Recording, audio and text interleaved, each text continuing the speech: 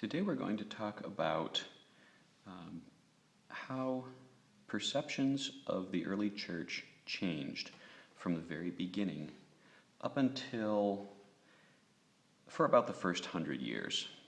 And we're going to start with mostly with Paul, because he's a good example of how this changed and how it got started. I want you to look for patterns.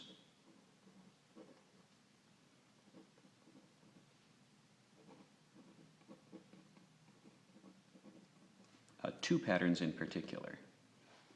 First, that the gospel is preached first to the Jews,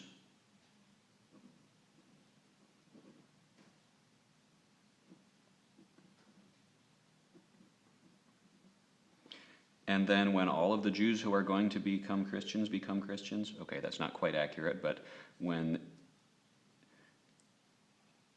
they have preached the gospel to the Jews, and then the unbelieving Jews start opposing them, then they start preaching it to the Gentiles.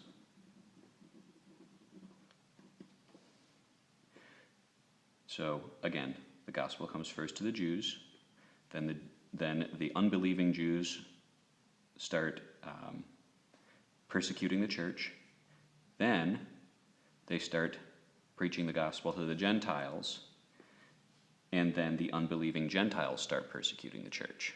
And it's going to follow this pattern both over the whole story of the church, or over the whole 100 years, more than 100 years,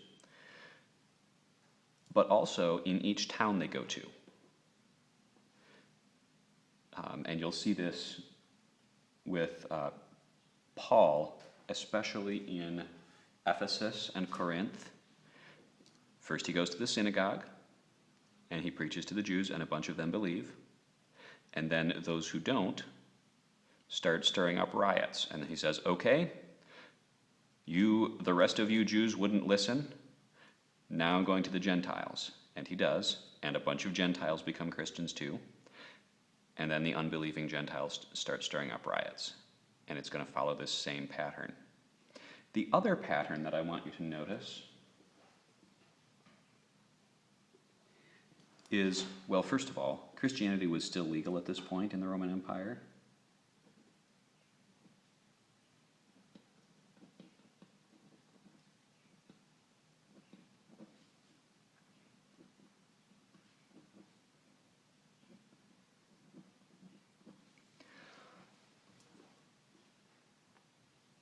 And every time the unbelievers stir up riots,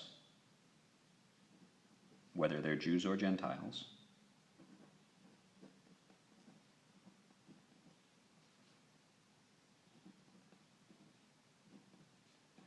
and the Roman government, I'm just going to put Romans, but it means the Roman government, stops the riots.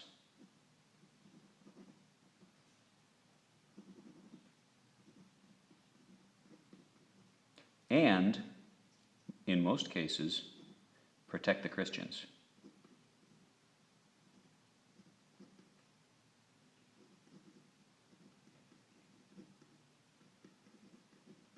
You will also see that several of the high-ranking Roman officials become Christians, but you will find that in your reading, and I'm not going to go into a lot of detail on here.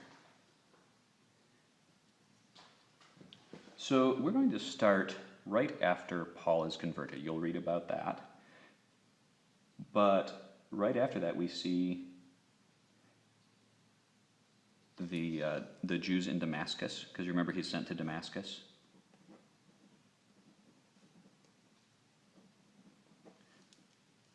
And the Jews try to kill him. This is the unbelieving Jews, not the Christian Jews.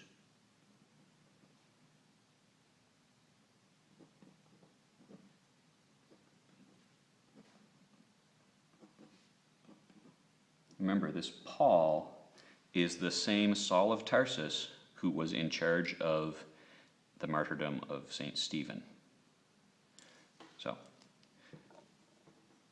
now, overall, when people oppose the church, it's because they're unbelievers, they're servants of Satan, Therefore, they hate the church. Therefore, they want to kill Christians and make them stop preaching the gospel. Okay, we know that, but they also have more specific reasons that they're aware of. So why do these unbelieving Jews in Damascus want to kill Paul, along with the ones in Jerusalem? Well, first, they want to kill him for being a Christian.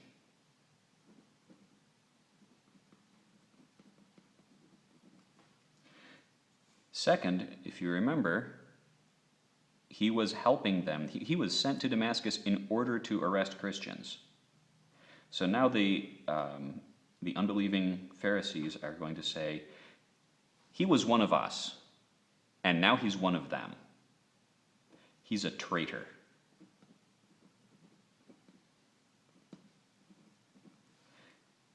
And Paul was one of the best students of Gamaliel. Do you remember Gamaliel saying to the Sanhedrin, the Jewish council, leave the apostles alone. If this is false, it will die out on its own, and if that doesn't happen, then it must be God doing something, and we don't want to be found opposing God. Remember him?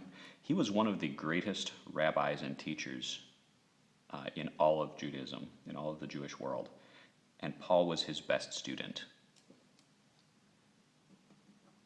or one of his best students.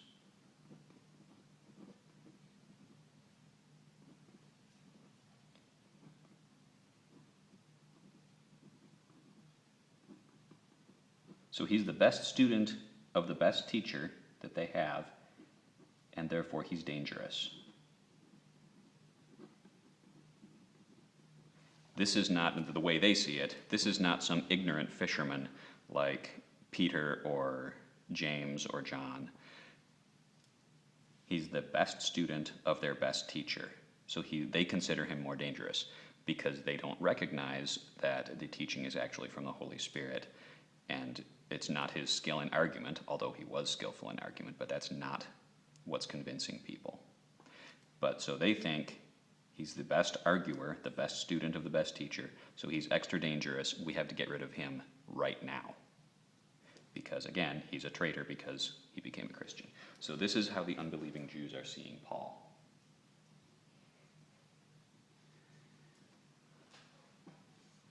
Again, I'm not going to go through his missionary journeys, but we're going to see this pattern.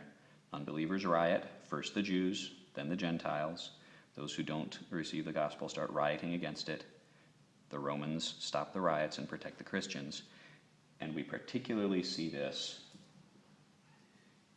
when Paul is arrested in Rome. Now, do you remember from yesterday the Jews of the diaspora, the Hellenists? These were still Jews and they were still allowed in the temple. But Paul brought Timothy, I think it was Timothy, to the temple. And Timothy was the son of a Gentile father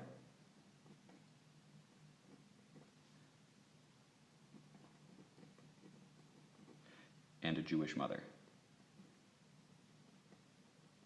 Now, he himself was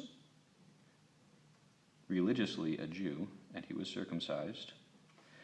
And Paul brought him into the temple, and the Jews said, "He brought a Gentile into the temple. Riot." And the Romans come and break it up.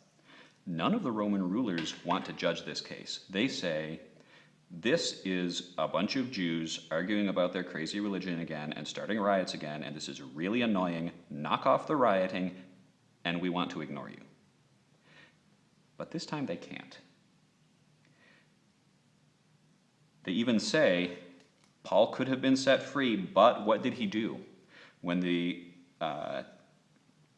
priests and the Pharisees were kept accusing him, he said, "I appeal to Caesar."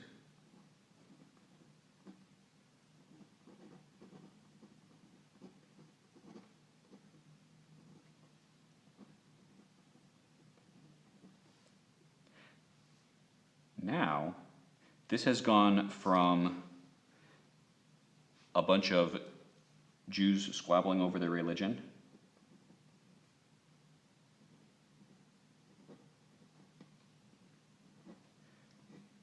to a legal matter for the highest level of Roman government.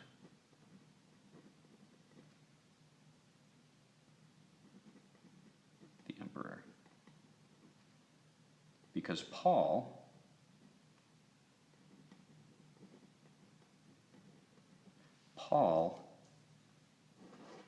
is a Roman citizen. That's why he can appeal to Caesar.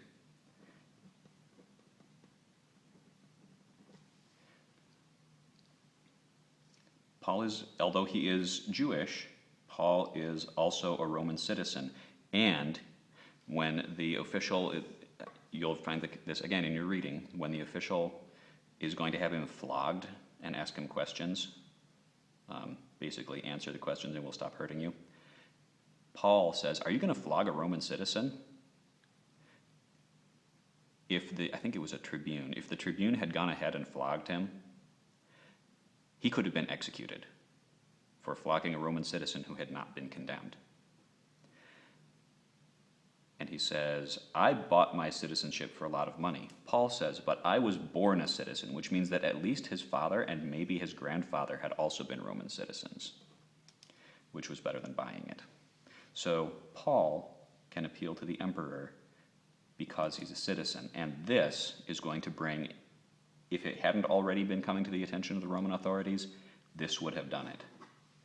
Because now here's a Roman citizen appealing to the emperor for protection because the Jews are trying to kill him because he's a Christian. Now the Romans can't ignore it anymore.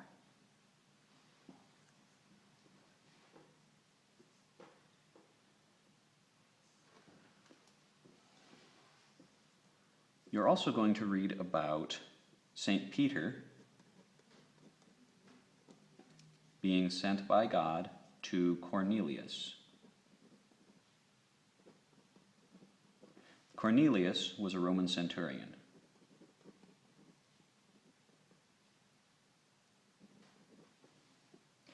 Centurions, each centurion commanded roughly, not exactly, it was never exact, but they commanded a unit that was supposed to be about 100 men-ish. It means centurion, centum, 100. He's a commander of 100. Again, it was never exactly 100, but nobody cares. So this guy is definitely not a Jew. He's definitely a Gentile. Remember that up to this point, the farthest early Christians had gone was preaching to the Samaritans.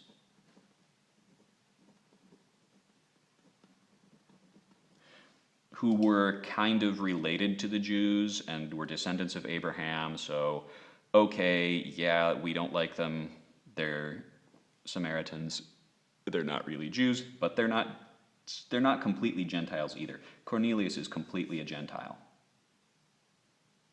So God tells the church, and in this case in particular St. Peter, whom he sends directly to Cornelius, hey, Gentiles can be Christians now too. I want them in my church. So now the Christians, remember they're going, after this they go to the synagogues, they preach to the Jews, and then once the unbelieving Jews start fighting them, they go to the Gentiles and start preaching to them too. This is where that starts. Right here. If it seems likely that if they had not received this message directly from God, they would not have gone to the Gentiles, because the whole Jewish tradition was salvation is for the Jews. Even though God had said through the prophets, when the Messiah comes, I'm going to bring salvation to the Gentiles through the Jews.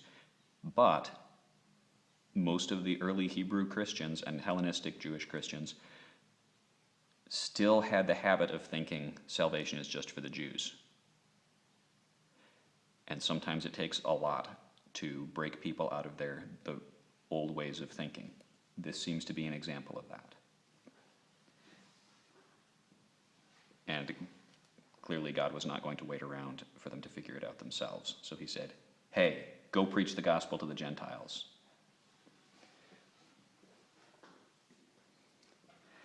Now, as Christianity spreads out from Judea, and the Gentiles become aware of it, they're going to start disapproving of Christians for several reasons. And we'll go through those now. So here are a couple of Gentiles talking. I'll put them down here to leave lots of room for notes. And this guy knows about Christians and this guy doesn't. So he says, have you heard about these weird Jews called Christians?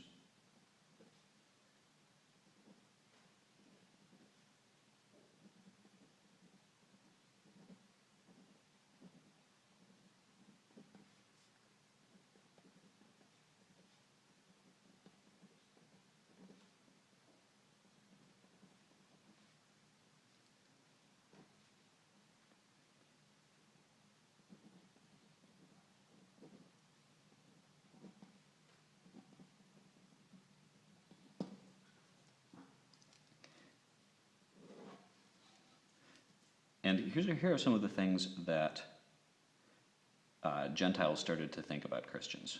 First, they don't worship the gods.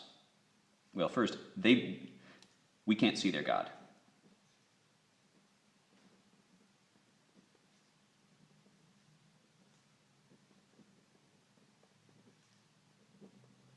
And I'm spelling with a small g because he's a pagan and doesn't think that the real God is different from the others. So he's going to spell it with a small g. We can't see their God.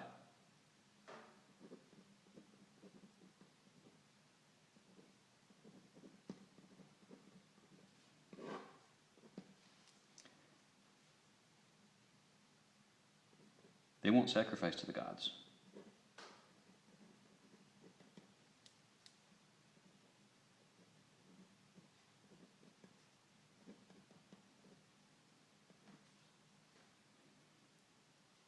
I'm just going to say they won't sacrifice to save space. Now, here's a big one. So first, the Romans thought if we can't see their gods, they must not have a god, and therefore they're atheists. The Romans did not like atheists. If they won't sacrifice to the gods,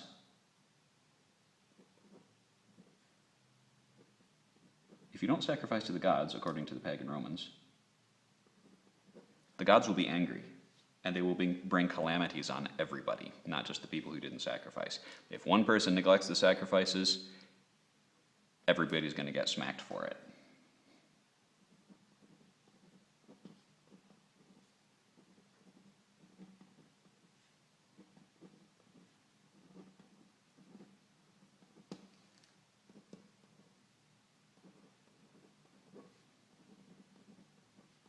And if you're not sacrificing to the gods, what, do they want to make the gods angry?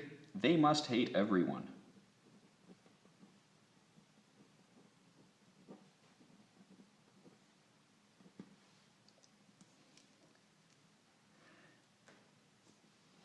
Now, the early Christians had the custom of calling each other brother and sister, including husband and wife would call each other brother and sister. This led some of the pagans to conclude that they married their sisters.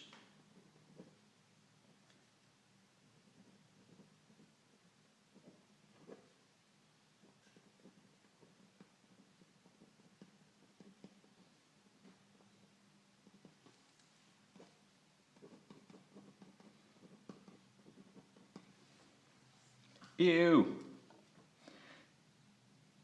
But again, it was their custom to call all Christians brother or sister, including their husband or wife, and this led to this misconception.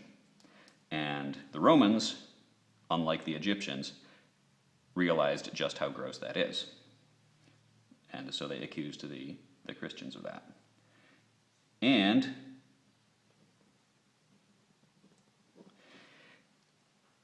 the Romans heard about Holy Communion,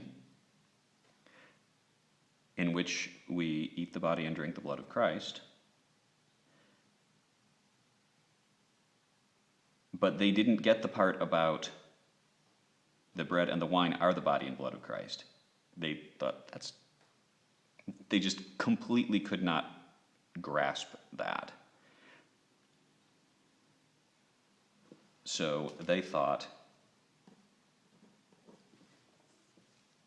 that the early Christians were cannibals.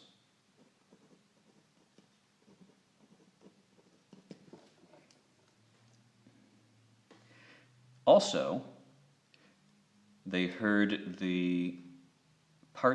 some parts of the Gospels about the incarnation of our Lord and the baby Jesus, and concluded from this that Christians ate babies.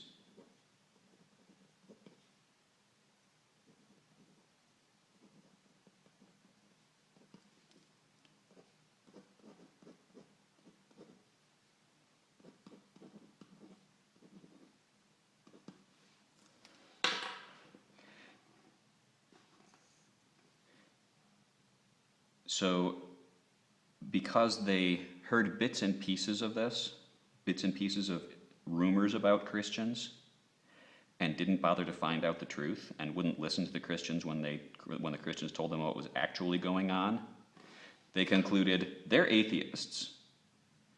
Since we can't see their God, they're atheists. Since they won't sacrifice to the gods, they must be trying to anger the gods, which means they must hate everyone.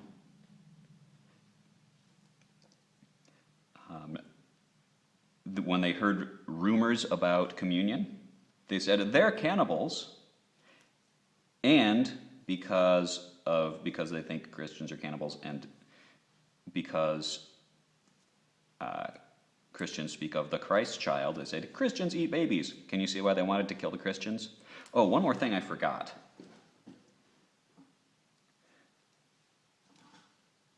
They won't sacrifice, not only they won't sacrifice to the gods, but they won't sacrifice to the emperor.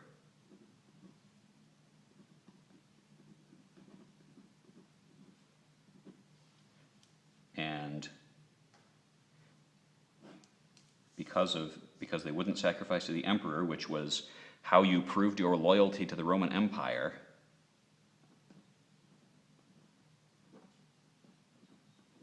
they're traitors. Or at least not loyal. They're disloyal, and therefore dangerous to the state. So this is how many pagans saw Christians early on. And as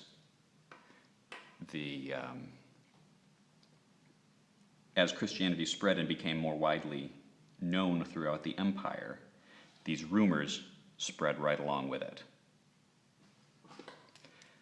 And the unbelieving Jews probably didn't do anything to help this situation because they wanted to get rid of the Christians too. Now, the educated Romans, the philosophers and followers of philosophers, didn't usually believe all this nonsense. But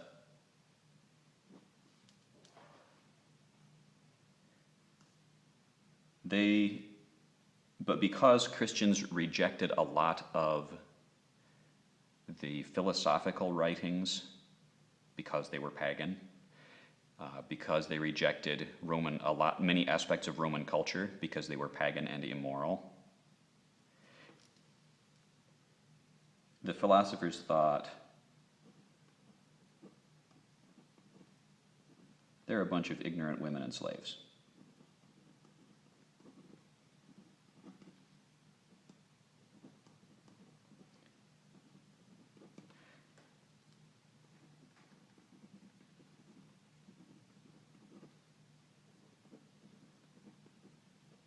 This was something that was commonly believed against Christianity for a very long time, that it was a religion of women and slaves. And in the Roman Empire, women and slaves had no legal status. Now, a free woman, part of a free family, could not be killed as a slave could, but she still had no legal standing. She couldn't own property on her own. She couldn't go to court on her own. She couldn't act as a witness in court. So women were socially and politically weak. So the philosophers usually concluded it was a religion for the weak and ignorant.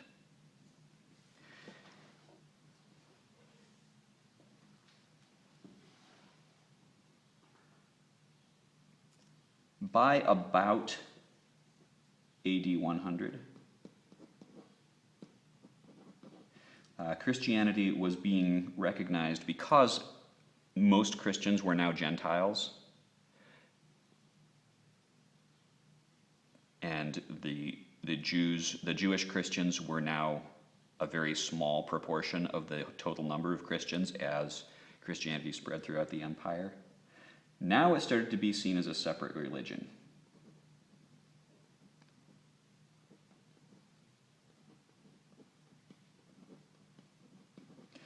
And if you remember, the Romans respected the ancient.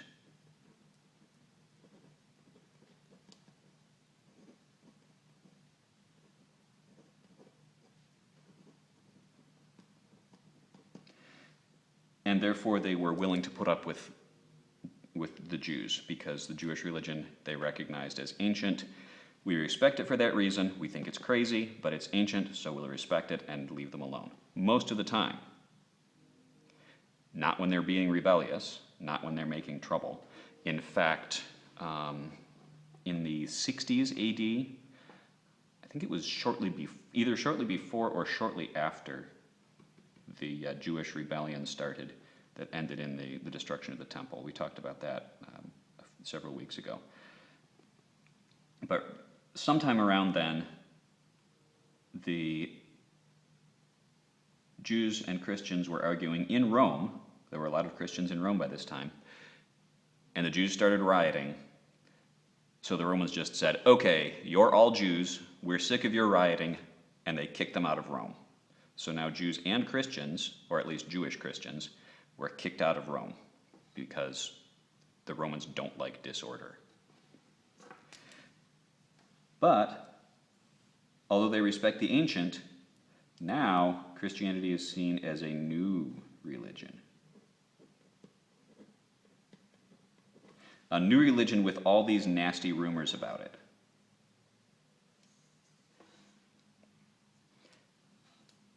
Then, this is shortly before, I think, AD 100.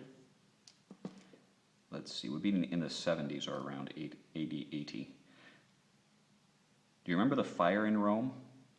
And people accused Nero of starting the fire? Here's Nero.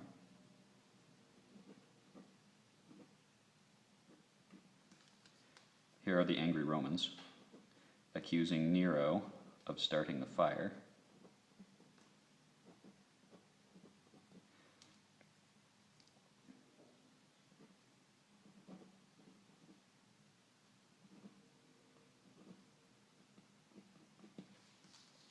And here are the Christians.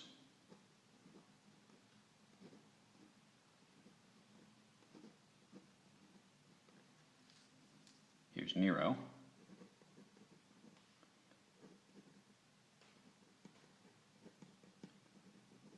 And some of the few parts of the city that were not burned, in those areas there were a lot of Jews and a lot of Christians. So he said, they did it.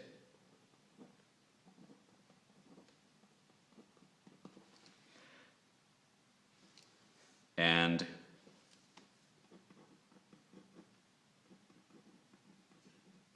he did this mostly to divert attention from himself, because Christians, with all these nasty rumors going around, were already unpopular and seen as haters of mankind.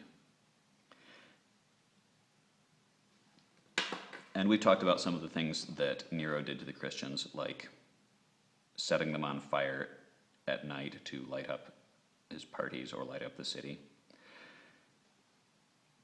He had some of them wrapped in furs and hunted down by dogs. He had a bunch of them herded into the arena and massacred. Eventually, even the Romans got disgusted at this. Here's some Romans.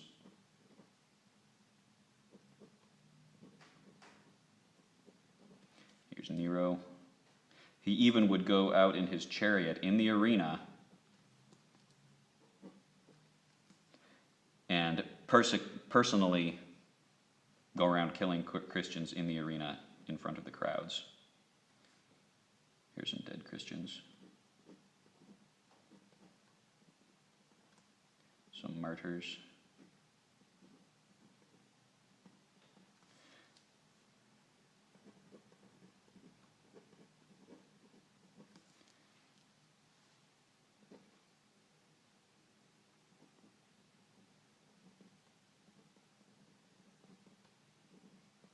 And eventually, even the pagan Romans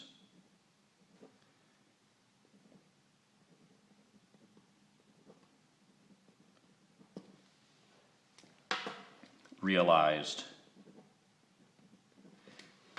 that he was just doing it to be cruel now.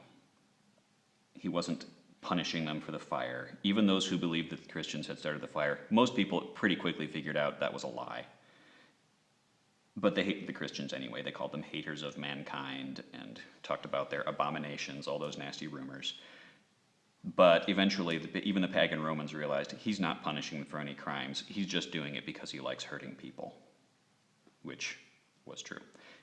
And that was one of the many things that led to him being chased out of Rome. If you remember, he was being hunted by the angry citizenry and army, and he killed himself. Well, this is one of the things that made them angry. Not one of the big ones, because they hated the Christians too, but they realized, okay, he's just being cruel to be cruel. And nobody likes that. Now, the Roman government was still, well, first, that persecution was just in the city of Rome. It wasn't outside the city. But the Roman government, after Nero, continued to be confused about Christians. Are they just a bunch of Jews? Are they a new religion? What do we do about them? And in particular, a man named Pliny, we call him Pliny the Younger, because there was a Pliny the Elder who also was important.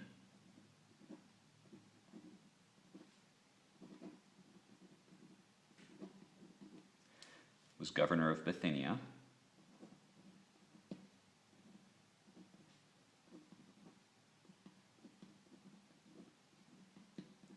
Remember Bithynia during the, what was it, or before the Second Servile War, Marius asked the Bithynians to send soldiers and they couldn't. Well, they don't have a king anymore, now they have a governor, and it's Pliny the Younger. He was governor while Trajan was emperor.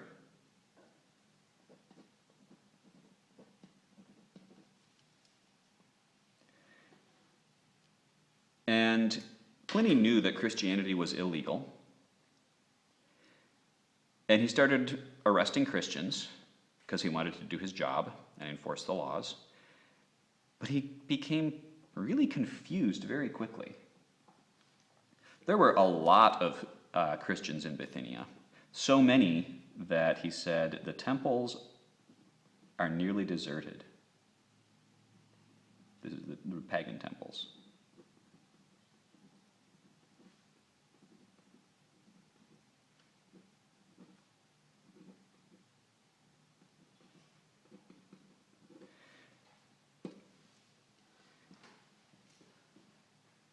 And so he was arresting these people and questioning them, but none of them had actually committed any crimes except for being Christians and refusing to worship the gods and sacrifice to the emperor.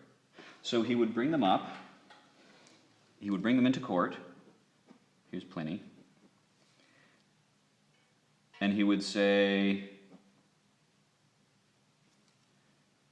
"Curse Jesus.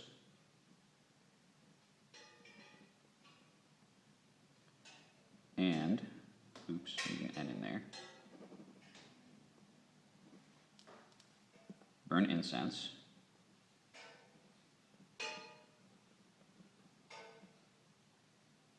Wow, I'm not very good at spelling today.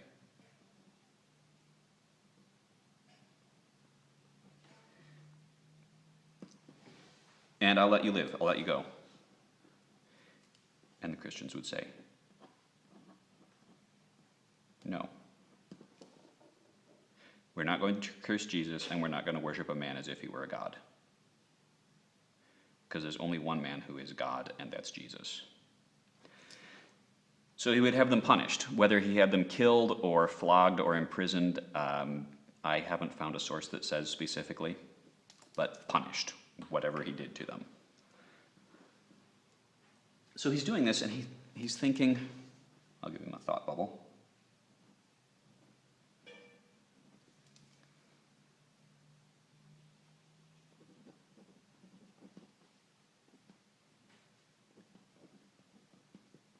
What crimes have they actually committed?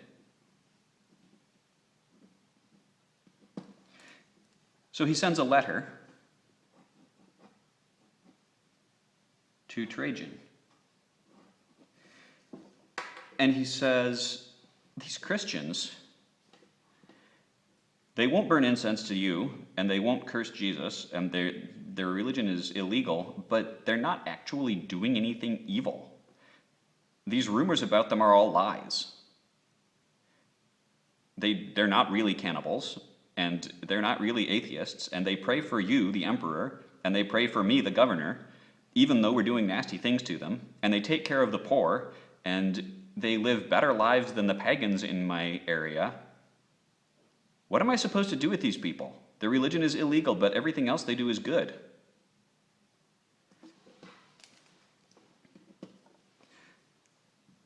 So Trajan sent a letter back.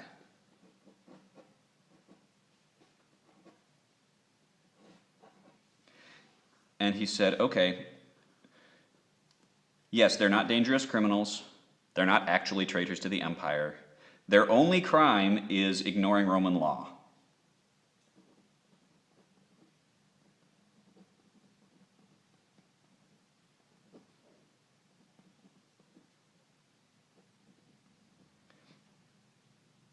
And basically disobeying orders is their only crime. Being obstinate, this is the word they used. Well, not this word because it's English, but the Latin equivalent.